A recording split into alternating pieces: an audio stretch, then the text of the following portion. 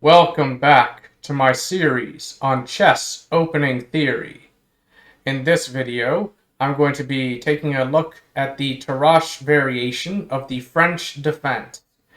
In particular, this video will be introductory in nature and will mainly be looking at the first 10 moves of the main line.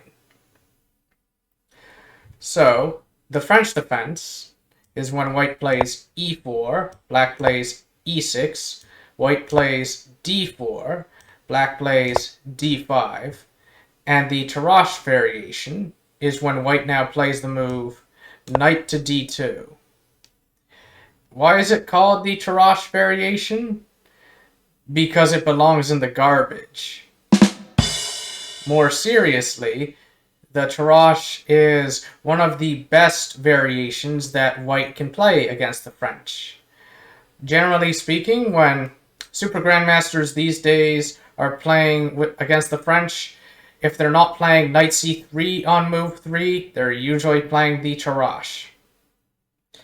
So, in this position, what white is doing is knight d2, it's kind of like playing knight c3. It's reinforcing the pawn on e4, but one advantage of going knight d2 is that if white played knight c3, black could play bishop to b4, which is the Ivanov, which is a very sharp and complicated line. So some players with the white pieces, they don't want to go for that crazy chaotic stuff. They just want to get a slight positional edge out of the opening, and that's what the Tarrasch has to offer to white. So in this position, there are a number of moves that black can play. The main move that black plays these days is pawn to c5. However, knight to f6 is a very decent alternative. If both moves get played a lot. I was actually debating which of the two moves I wanted to cover in my series, as there are pros and cons of each one. I eventually decided that I'm going to be looking at c5 because it kind of results in positions that are a bit more unique in the French, whereas knight to f6 actually kind of looks a bit more like a Steinitz variation if white then plays pawn to e5 and black, responds with knight f d7. That looks kind of like, the Steinitz variation in knight c3, only it's actually a little bit better for white this time around because since white's knight is on d2, white very often in that line wishes they could put a pawn on c3, and well, now they would be able to. But even so, knight f6 is still very playable and is less drawish than c5. But c5, overall scores better for black than knight f6. Knight f6 is more drawish, but black also loses a lot more in that line. So I would say that it's actually worth learning both, and you would generally want to play c5 against players who are equal in strength to yourself, or even who are higher rated than yourself, because, against a higher rated opponent, you won't mind taking a draw.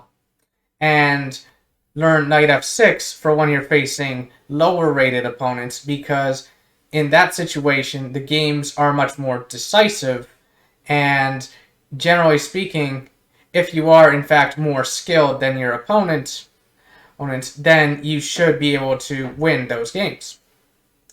Another move that has seen some play is bishop to e7, which it's kind of an interesting move, but I don't think the theory has been quite developed yet, so I'm not even going to cover this thing at all, since I don't even know it whatsoever. And another move that is worth consideration is d takes e4. And the reason why d takes e4, or might be worth consideration, is if you were the kind of player who really doesn't want to learn too much opening theory, or, for example, if you're a beginner, then d takes e4 actually cuts down on the amount of theory that you have to learn. because you can actually play d takes e4 against the knight c3 line, because whites almost always, pretty much everybody, plays knight takes e4, and here it doesn't really matter whether the knight came from d2 or from c3. You basically get the exact same position, and as a result, you cut down on the amount of theory that you have to learn. Like, objectively, the other moves like c5 and knight f6 are better, but if you're at the point where opening theory isn't really that critical and you just want to get a reasonable position out of the opening, like you want to focus more on, playing the middle game, on tactics, endgame technique, positional play, all that stuff, then d takes e4 is very much worth consideration. But for my series of videos, I'm going to mainly focus on c5, as it is kind of the main move these days. And throughout this video, I will mention alternatives from time to time, because, basically, just because something is mainline, that doesn't mean that there aren't decent alternatives that are also good moves. And I'm going to try to do my best to explain why a move might be the main move, explain the idea behind it, because it's not good to just play a move because it's popular, just because it's what everybody does. That's no good. You're not going to remember it. You want to understand why the move is played, so that way you will remember it, or you'll at least understand why you might not want to play it, why you might want to consider a sideline. So the idea of c5 is very simple. Basically, black just wants to strike back at the center. White is taking the center with 2 pawns. Black wants to play in the center as well. Black wants their own piece of the pie. Basically, the situation in the center is very tense at the moment. So here, in this position, there are 2 main moves by white, e takes d5 and knight gf3, but they very often transpose to each other. So, usually what we'll see is e takes d5, and then black has 2 choices, which are to take back with the e-pawn or to take back with the queen. And I personally like taking back with the queen, because if you take back with the pawn, then, I should show that real quick. Then the d-pawn will very often end up being isolated. And this isn't really like that situation with the exchange variation, where instead of having this knight on d2, we had a bishop on d3. It's not like that situation where, black was happy to have this position because the bishop's very silly over there. In this case, the knight on d2 is actually pretty well placed, or is at least going to be well placed for dealing with an isolated queen pawn. It might eventually be jumping to b3, where it would be controlling the d4 square, which is the square in front of the pawn. That's often, a very high point of tension. It's a square that, the players will be fighting over. Now, if we back up a moment to this position, one thing I should mention is that if white plays d takes c5 and black, should take back, bishop takes c5, very intuitive stuff. If white now plays e takes d5, here, taking back with the pawn is actually completely fine, because black has gotten a bit, something sort of a lead in development. Basically, this knight's probably going to have to move again, and the bishop, is probably happy to just back up or something. The reason why here black would be happy to take an isolated pawn is mainly just because white has helped black develop their pieces, and black is going to basically be able to play aggressively as a result of that. So isolated pawns, they're usually very good for attacking. They're usually very good in positions where you can get aggressive. So here it's fine, but in the other position, all the way back, back here, it's much more preferred to take with the queen. And so the main move by white in this position is to play knight gf3, white can also play d takes c5, and I do plan to cover a game that features that, as it is a very interesting sideline. But white almost always plays knight gf3 here. And then the main move by black is to take. Now, black could play other moves here, like the most popular alternatives, although they're not very popular at all, are knight f6 and knight c6. But the reason why black generally takes first is because black anticipates that white is going to be playing bishop to c4, hitting the queen, and black often wants the option of putting the queen on d6.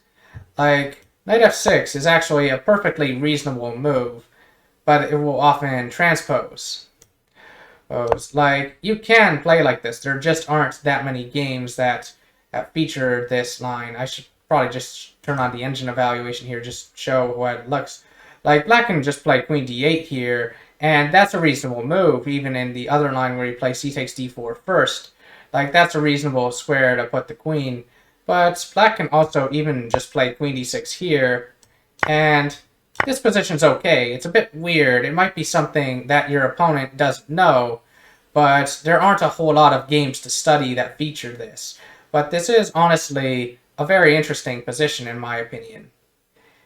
But the main move that black plays is because black often doesn't want their queen placed on c5 where it might get attacked by white.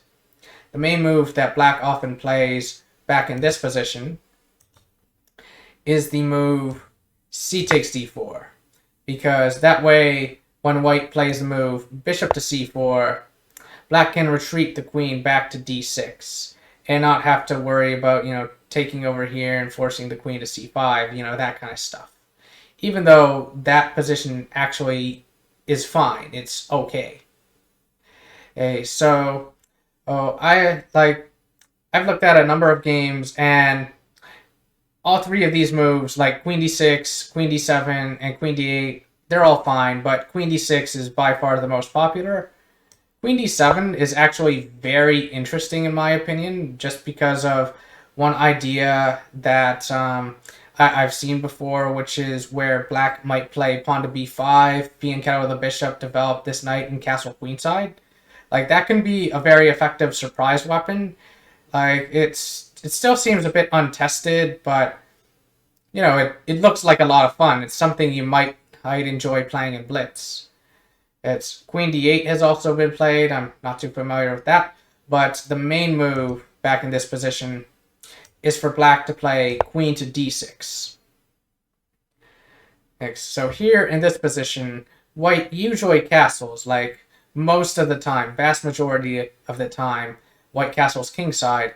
However, white can also play queen e2 and keep the option open to castle queenside.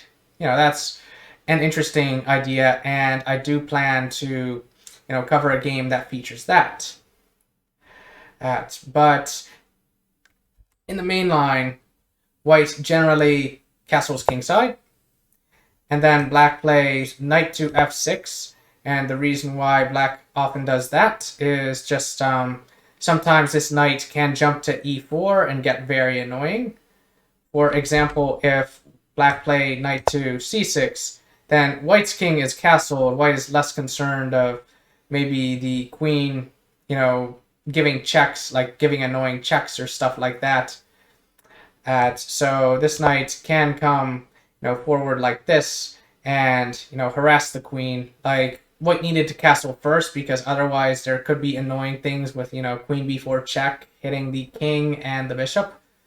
So basically, this is the reason why black often plays knight to f6. It's just to stop this knight from coming forward like that. Also, black, more often than not, black most of the time is going to want to castle kingside. That's another reason to develop this knight first. So then, in this position, most common move by white, by far, is just to play knight b3, since that knight can't go to e4 anymore. And basically now, white wants to just regain the pawn, since white is currently down a pawn. And, well, this pawn is pretty dead. Like black trying to defend this pawn with e5, that's very risky because black's king is still in the center. Black wants this pawn to stay back here, help keep the king safe. If black were to play pawn to e5, then white would just play rook e1, and that's very scary. Like, not only would the pawn on e5 be attacked, but it would also be pinned to black's king, so this pawn wouldn't even be defended anymore. So basically, black should not even try to save this pawn. This is a dead pawn. In this position, black often does just develop their knight, and part of the reason why is because black is happy to trade. Black is happy to trade this knight for one of white's knights because currently black is behind in development somewhat, and also, more importantly, black's king is still in the center of the board. Black's king has not castled. Black wants to get their king to safety, but also black is scared of white attacking them. So one way to deal with when you're being attacked is to trade some pieces, because it's much harder for your opponent to attack you if they don't have as many pieces to attack you with. So white generally takes the pawn now. It doesn't matter it doesn't matter too much which knight white takes with, as it's very often just going to transpose. And then black is very interested in trading, just getting rid of some of the pressure on their position. And then there are two moves here by white. The main move is knight takes d4. But if white plays queen takes d4, then it's generally best for black to accept the queen trade. Like if black moves their queen somewhere else, then that's a terrible idea because white's queen will be very dangerous over here. Like black could play like bishop d7 or something. Not waste their time moving their queen. But in general, this leads to an interesting endgame where objectively it's about 0-0. Like if I turn on the engine, we see 0-0, and most of the time this endgame is a draw, like about 60% of the time, I think. But the other 40% of the time, 20% is a win by white and 20% is a win by black. So this endgame is still very interesting, and I do plan to do a video covering this. It's like just covering, how to go about playing this endgame. I managed to find one game that's really, really nice. That shows, some interesting ideas that black can go for. But anyway, this is not the main move, but it is one to know about. Like, this endgame is one thing that can turn, some players off from playing the c5 variation of the Tarrasch, because, some players, they don't really want to, allow the possibility of the opponent going into, an endgame where there's a 60% of a draw, 60% chance of drawing. They want to keep the possibility of things being interesting, keep the possibility of launching an attack in the middle game, all that kind of stuff. So if you are one of those players, then I would recommend taking a look at the knight f6 alternative to c5. As that one does not have an endgame like this. Anyway, back in this position. So the endgame is if white plays queen takes d4, but the main move is for white to play knight takes d4. And here there are a number of decent moves for black to play.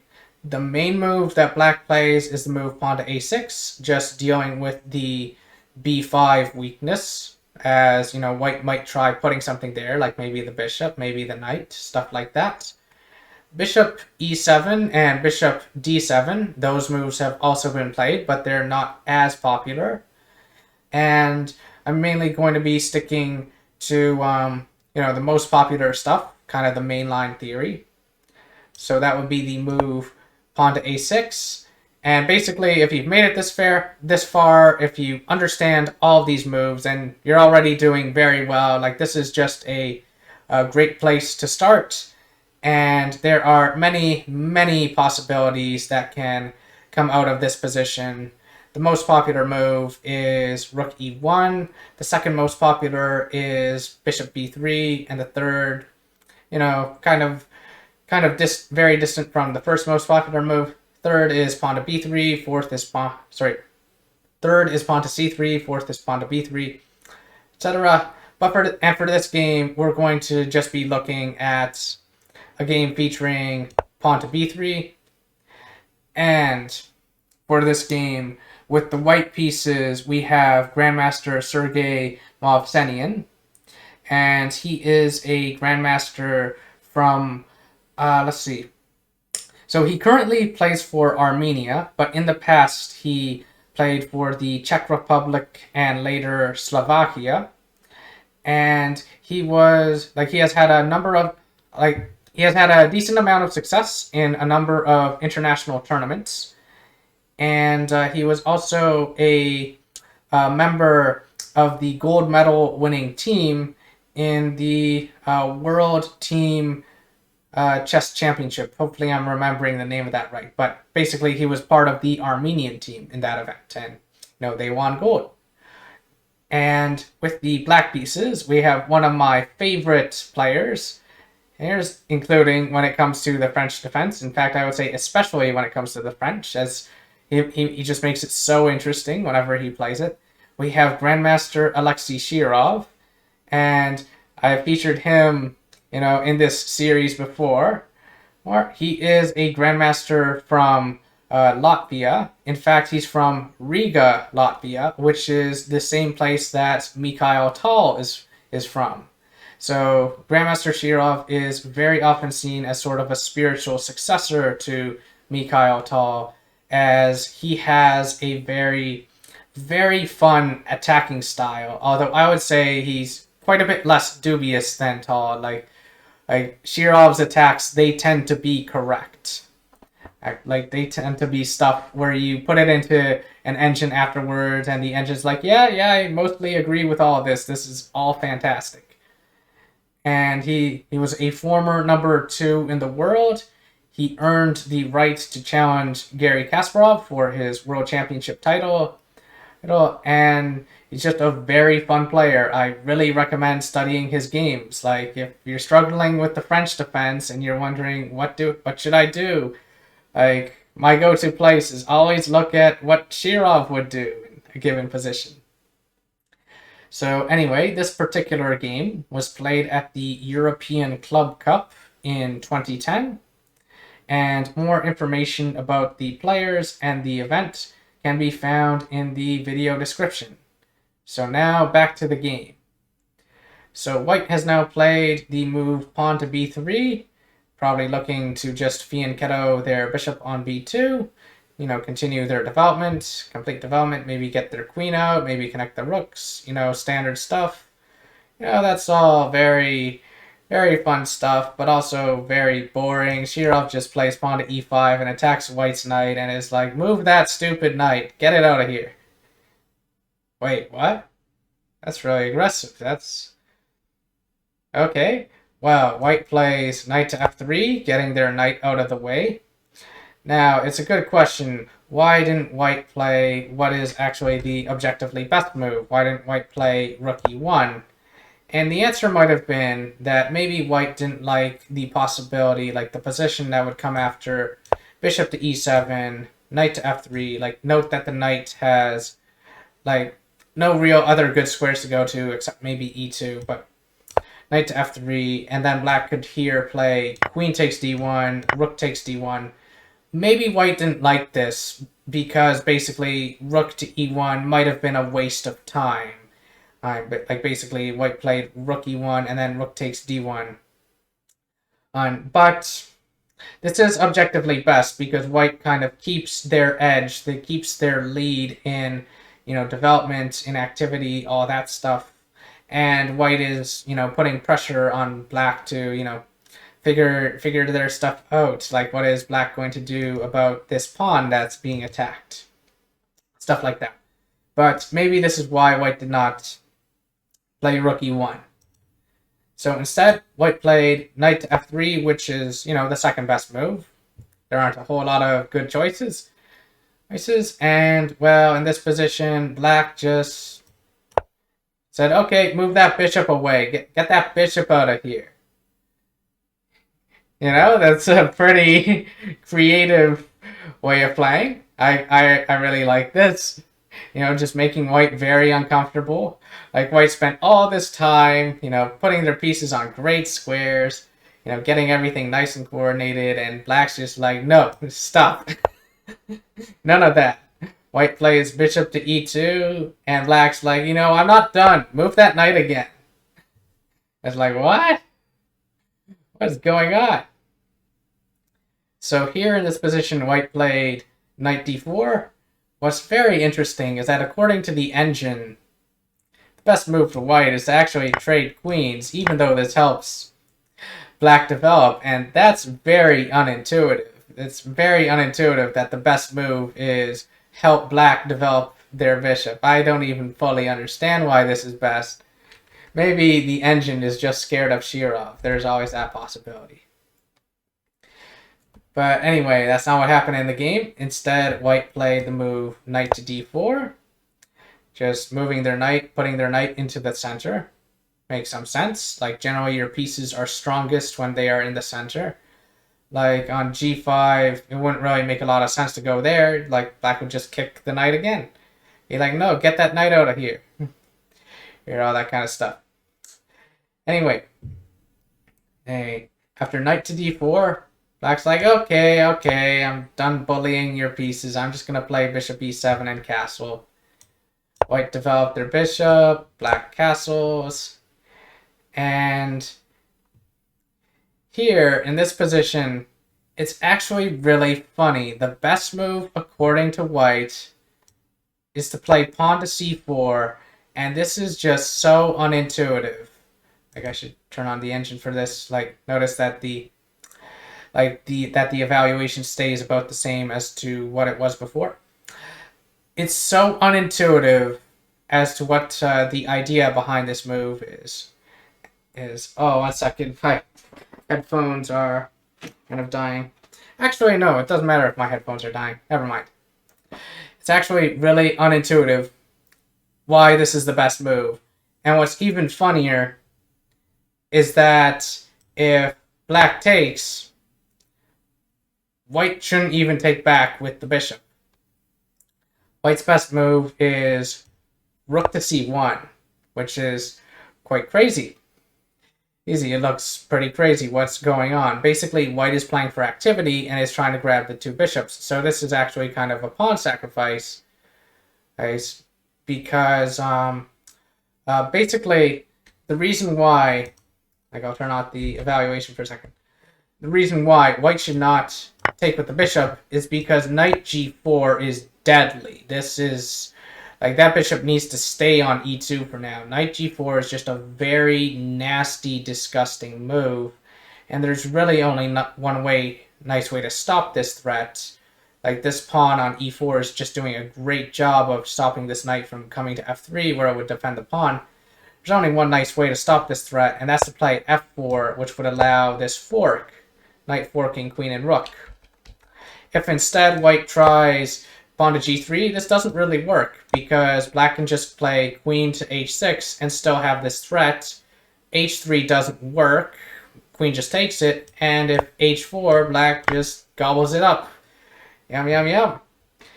Grandmaster Shirov really is quite a magician, because, you know, this kind of position, it has quite a bit of venom in it, even though it looks pretty unsuspecting. It doesn't look all that interesting. Like, isn't this supposed to be a boring drawish line? What's going on here? So basically, the idea after playing pawn c4, according to the engine, is white can play rook c1, and then if black bails out and takes this pawn, like black took one pawn, now black would take another. Then in this position, let's see. What white would do is white would not take back right away. White would play knight c6, with the idea being white is threatening to just take this bishop. Like, basically just take the bishop, grab the bishop pair, and argue that the two bishops are plenty of compensation for the sacrifice pawn. And basically, in this position, and black goes like rook e8, and take like this, and then black takes with the queen. I can take this pawn back, and yeah, this would be a very interesting double-edged position. And 1 second, just going to check something really quick. I forgot what happens if black instead just keeps grabbing pawns. I remember there was a reason, but sadly I forgot. Oh, that is nasty. That is a nasty move. The idea is bishop to e5, and like notice that queen takes d1 loses a piece because knight takes e7 comes with check. But basically, the queen, it has to move somewhere. Like, it can't go to d8. And if it goes to d7, then queen takes queen. And that's no good. And if it goes to e6, for example, then we have some fun with bishop c4. And basically, this queen just keeps getting harassed everywhere. It can't stay anywhere defending this bishop. If it takes this guy, then we just have this, and then black takes back with something, and then stuff like this. But all of this is not what happened in the game. I just thought I should mention it as what white played in the game, queen d2. It is an inaccuracy, but basically there's only one move for white in the position that was any good, and that was pawn to c4 with all that deep, crazy, complicated tactical stuff. Of like, it's very fascinating, these kind of moves. And also kind of inspiring. It inspires you to try to find that kind of stuff in your own games, even though it's really, really hard. So in this position, black now played the move knight to g4. Similar idea as before, going after, you know, this checkmate over here. And white really doesn't want to play g3 here. And f4 is actually quite bad. Like f4, black can actually take en passant, threatening checkmate once again, and also the bishop. And if knight takes, then queen takes. And if knight takes, then bishop check. King here, knight here. Rook has to take, otherwise knight goes to e4 with check and takes this knight for free. So, you know, that's very nasty. And white probably does not want to play pawn to g3, because even though this would actually stop mate, it's just not a fun move to play. Like, even though white's queen does cover the h6 square, so there is no queen h6 to keep like making the mate threat, basically what would happen after pawn to g3 is the light squares around white's king would become severely weakened, and basically, black is going to want to put their bishop there, but black currently can't do that because this knight would hang. So black would basically just keep developing their pieces, play rook e8 because this pawn, you know, should be defended. And after white plays something like rook fe1, queen g6, defending the knight, also defending the pawn, bishop to f1, bishop to b7, and black is having fun here. Black's having a good time. This isn't necessarily a winning position yet, but it's just a lot of fun for black. So that is why back in this position, instead of playing pawn to g3 or pawn to f4, white just traded their bishop for the knight, giving black the two bishops.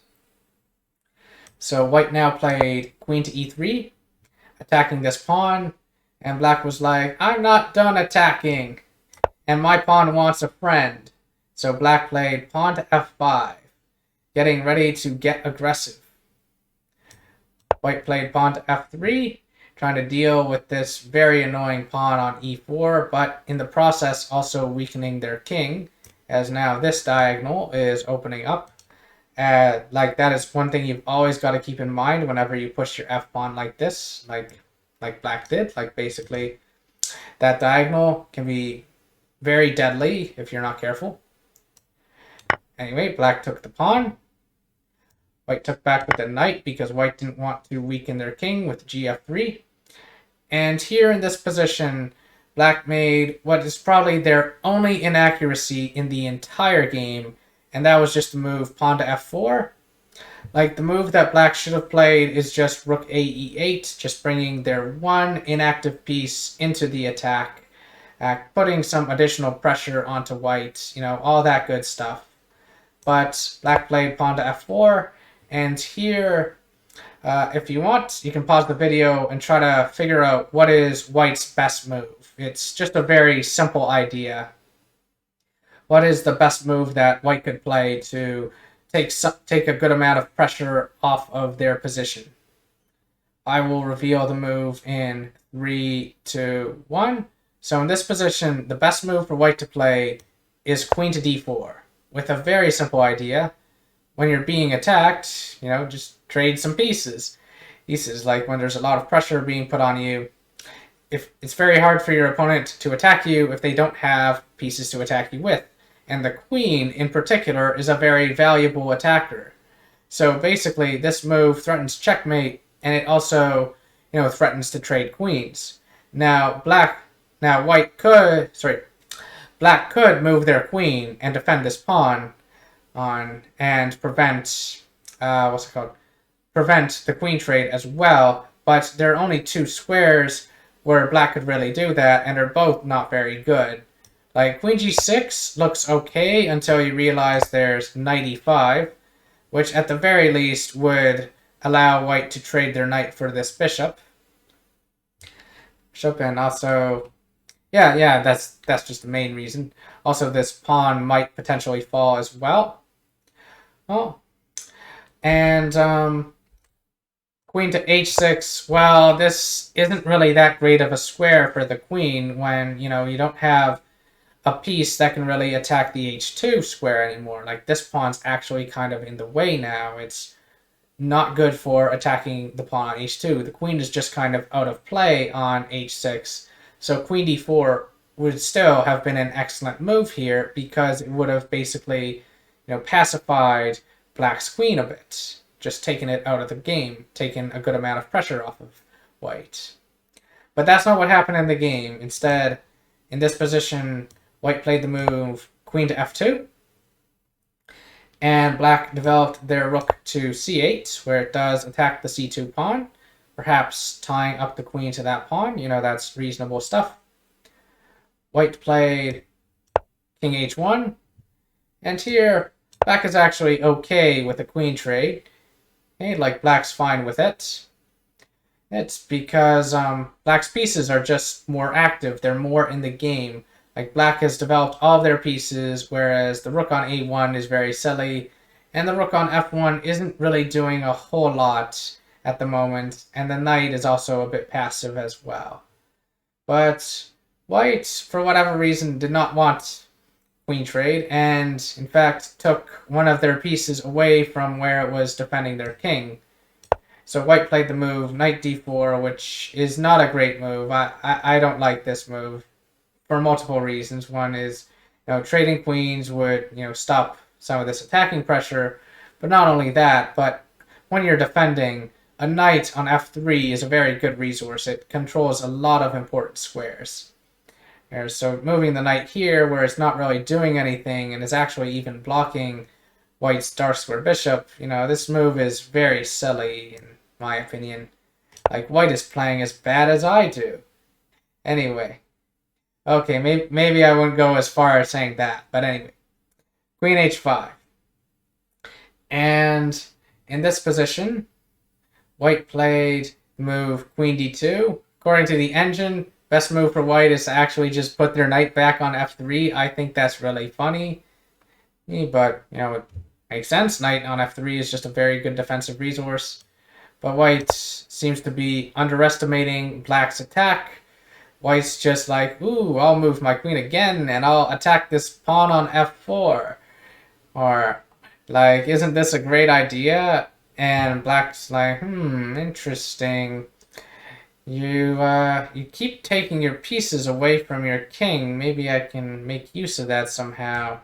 So black, for now, just plays the move rook c d8 and is like, yeah, go ahead, take this pawn. I don't mind, you can take this pawn, you can win my pawn. And, well, white realized that taking this pawn might actually be a very bad idea, because if rook takes, queen takes, then black has the move. Whoops. Black wins white's queen. So yeah, white did not fall for that. White just played king g1. And black played pawn to f3, advancing further. Like, all of black's pieces are just on great squares. There's, like, not only did this rook support that bishop d6 idea, but it's also pinning the knight to the queen and basically restricting it from moving. So it's basically kind of stopping this bishop from participating, stopping this knight from really participating. And yeah, this rook actually did some good work there on d8, aside from the bishop d6 idea. So anyway, hey, white played king g1, probably scared of some potential, maybe pawn takes here with check stuff, things like that. Maybe white wanted to be ready to trade rooks, things like that. I'm not fully sure.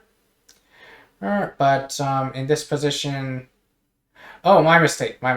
Sorry. King g1 was the last move. And now black played f3. My mistake. So king g1, white probably anticipated maybe a rook lift, stuff like that. I'm actually not fully sure the idea behind king g1. But anyway, black played f3, getting ready to do some nasty stuff, just advancing with their attack. White's getting a bit scared. White plays g3, just adding some defense to this pawn, on trying to avoid opening up their king, but also creating a weakness over here. And this square is also kind of weak as well, because black can get in like that. So anyway, in this position, black plays bishop to c5, putting some pressure along this diagonal. And, white attacked black's bishop with the move pawn to b4. And black just looked at that pawn and was like, what are you doing? It's just a free pawn.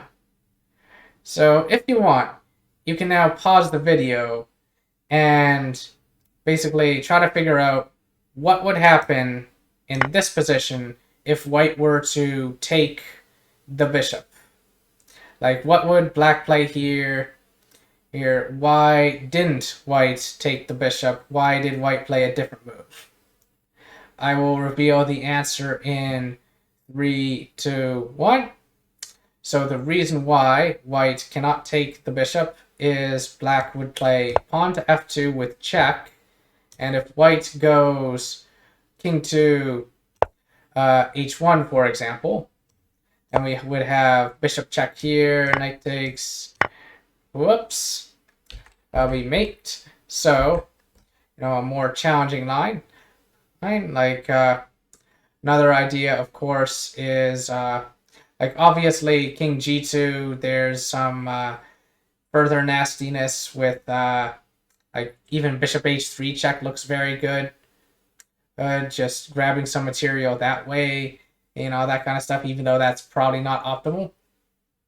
But if white instead plays the much more obvious looking move, rook takes f2, then black can play rook takes, king takes, queen takes like this, and then white is in a mating net. White cannot escape this mating net. For example, if white plays king e3, like, other lines lead to similar ideas, like similar things happening.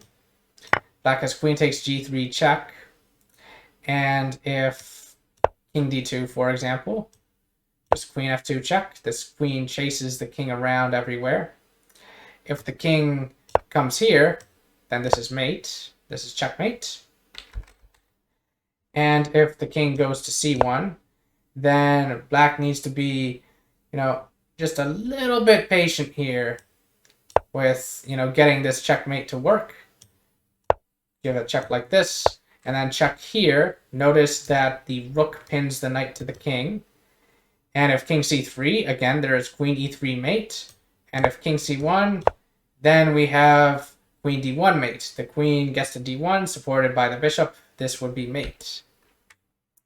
So anyway, this is not what happened in the game, but this is why white did not take the bishop on b4. This is why pawn to b4 was a free pawn. White instead played the move queen to f2. Black put their bishop back on c5. White played pawn to c3, trying to add more defense to this knight, which is currently blocking the bishop, but also making white's own bishop very sad, since it's now just staring at a pawn's butt. Anyway, black continued with rook d8, getting ready to put this rook on e2 as the knight is pinned to the queen, and if the queen moves, the knight is pinned to the king. And then white played rook fe1. Black played rook e2. We have rook takes, pawn takes. We have queen e3. The engine doesn't like this, but I would say white's position is very hopeless. Like, the position was already like minus 11. That's crazy advantage. And now, according to the engine, there's a forced mate in 6 here, but Grandmaster Shirov found an even better move. He found the move queen to h3, just, put the rook on f1. White can only stop this by giving up their queen with a move like queen f2. And the reason why I say this is better than mate in 6 is because in this position, white resigned. Like, that's an important thing to know, is that resigns in 1 is better than mate in 6.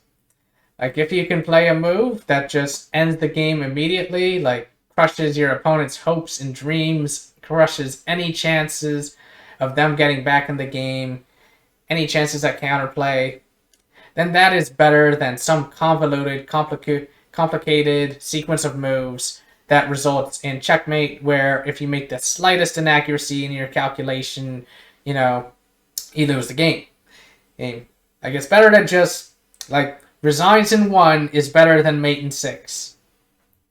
That is an important lesson, I would say. Anyway, I hope that you enjoyed the game. Be sure to like, comment, and subscribe. Bye for now.